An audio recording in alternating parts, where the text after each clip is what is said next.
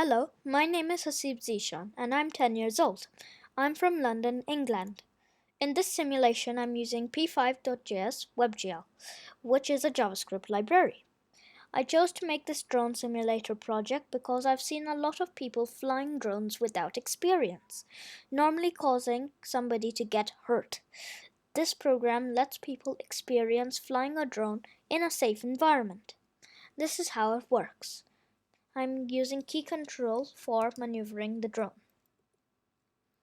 Click the X key to fly. Click the B to hover. Now I'm going to do pitch, which is tilting to the forward and backward, which makes the drone move forward and backward, as you can see. Then you have the right and left, which is the roll. Right, left.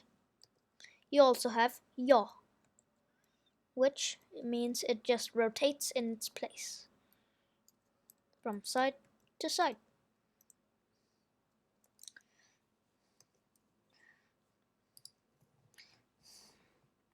There were a lot of challenges I faced, but the hardest ones were making it stop rotating its wings when touching the ground and changing direction smoothly while rotating it to the side. Introducing controls for yaw, pitch, and roll was another challenge. I solved the problem of rotating wings by creating a variable that makes the height change. That variable was used to log or print out the height that the drone is at. When it was perfect, then I created an if-else condition that tells the height variable to stop increasing when the drone is too low and stop the rotation when of the wings. This if-else here.